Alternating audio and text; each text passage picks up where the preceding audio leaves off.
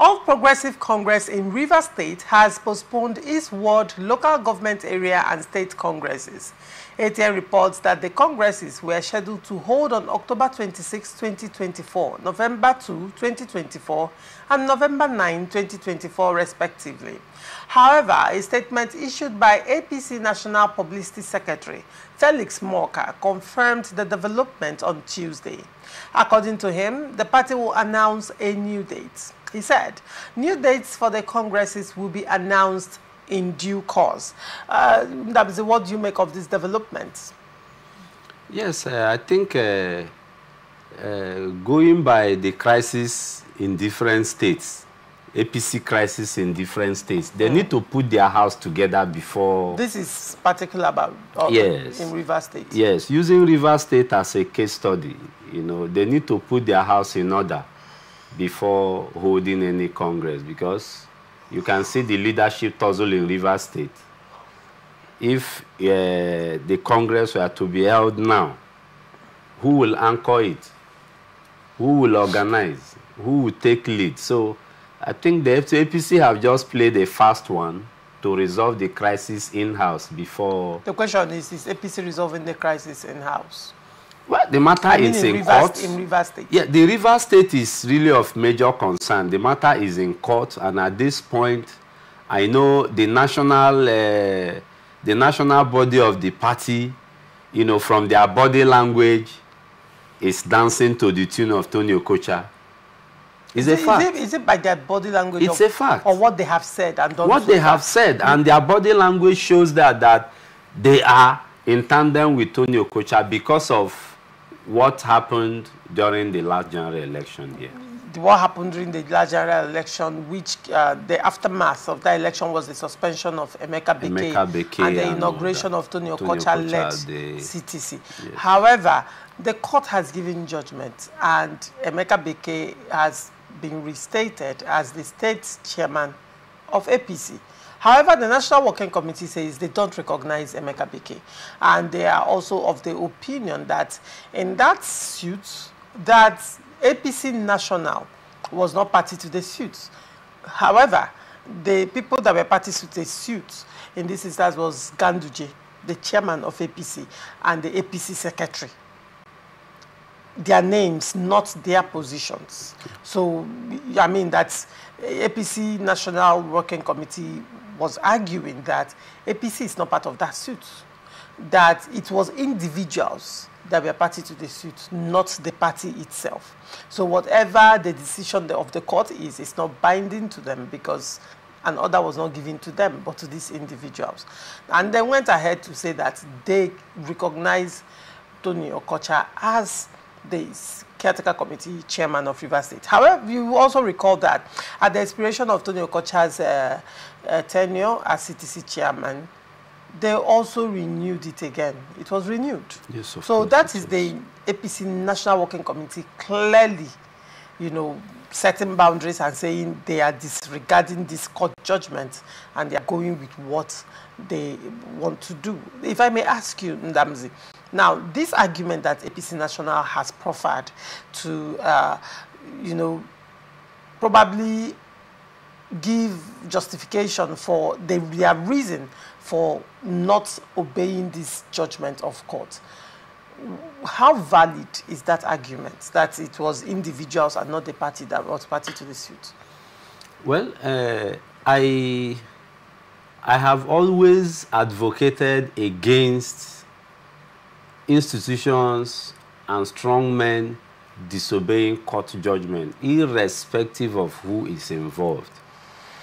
When a court of final jurisdiction, when a court have given final judgment in a matter, no matter who is involved, the proper thing to do is to appeal that judgment, get a stay of execution, get the court to order stay, and appeal the judgment, other than disregarding or disobeying court order. I would not advise anybody or party to disobey the judgment of the court. So that position of the APC National, in my opinion, as a lawyer, I think they are making a mistake. They need to, firstly, obey the order as it is, and do the needful at the higher courts. However, Tony Okocha has said he will appeal the judgment, and I'm sure he did. Now, in the light of this right now, how do you think this is going to affect APC in Rivers State? Tony Okocha has been carrying on, regardless of the court judgment. Tony Okocha has been carrying on as the party chairman, caretaker committee chairman in the state. He has been having press conferences, making releases, and you know, one of his most recent statements is that he will continue, APC, not him, but APC will continue to constructively criticize the government of Governor Similaye Fubara. Now, and that is what he is doing, the party is doing as an opposition party, that the strategy is to demarket the governor so that they can have a chance at winning 2027 Guba elections. From the actions of Tony Okocha, clearly, you know, he is the one that has been, you know, if you're hearing APC in Rivers State, I mean, it's synonymous to Tony Okocha. On the other hand, the APC chairman in Rivers State, Chief Emeka Beke, one would say so far, has clearly, you know, pledged allegiance to the PDP governor. And so far, nobody, I mean, Ndamzi, have you heard Chief Tony Okocha at any point in time play opposition to this present administration in Rivers State? In face of all these controversies and conundrum, what is the way forward? Because like it or yes, there is a timeline for all these things. If at the expiration of this timeline and nothing is done, at some point, INEC will de-recognize them. So. Yes, I think the way forward is simple. If the National Executive Council, which is the highest lawmaking organ of the party, wades into the matter sincerely. See, it's all about honesty. It's all about meeting of the minds. Compromising. Yes, of course. People need to sit at a table and look at what the issues are. Why should Emeka Beke compromise when the law is on his side? See, have you thought about that? Party politics, it's not a personal affair. One man cannot make up the party. My take here is this. Emeka Beke is on the side of the law. The court have given him recognition. We are not disputing that. My advice as a lawyer is, let the national body of the party obey that judgment and pursue what they are pursuing in the higher court. That is, if they have foreclosed every opportunity of arbitrarily or negotiating the matter. Ordinarily, I would advise them to bring in both parties together on a table and come up with ways of shielding their sword. Because it's just about who gets what and how. So the both dramatists personnels are supposed to sit with the National Executive Committee and look at these issues squarely. Let the National Executive Council call a spade and resolve the issues in the party. Now, yes, you have said that, but also we will not take away the fact that APC crisis in Rivers State has now gone way beyond anti-party activities.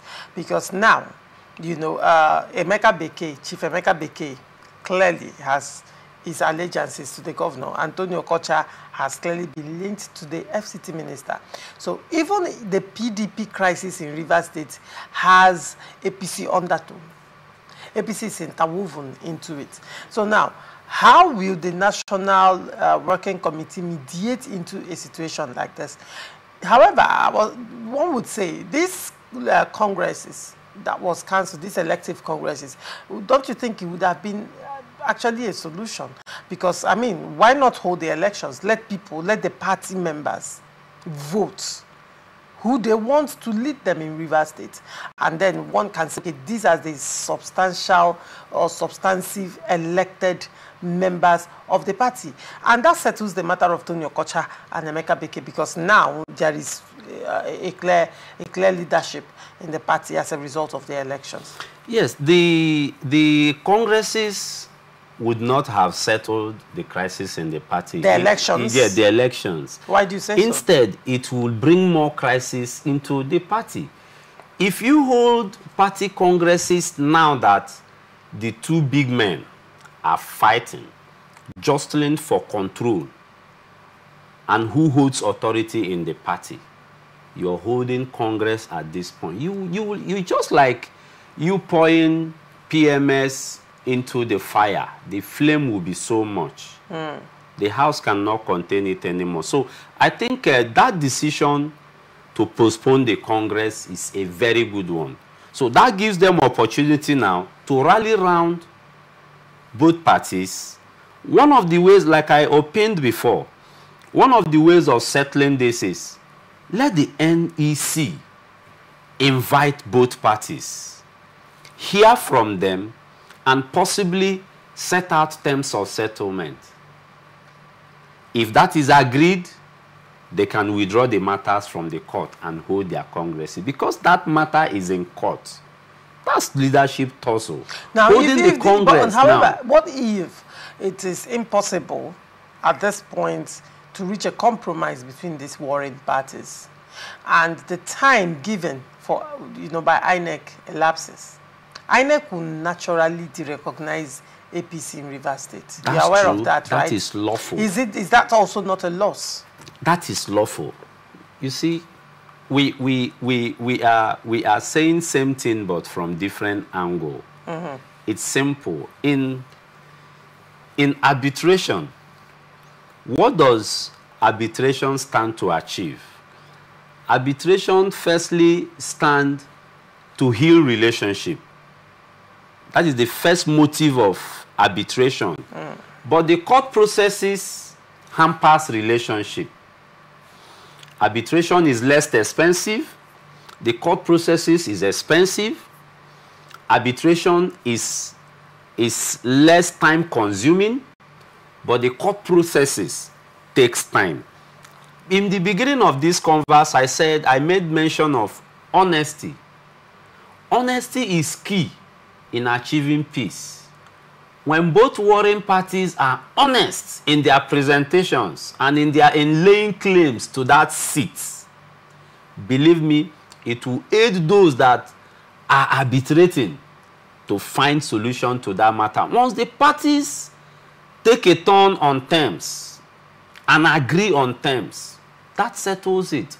They go there, withdraw the matter from court, and the party can go ahead with its congresses hitch-free.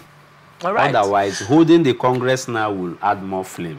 All right, interesting times in APC Rivers State. I will bring you the developments as the stories break.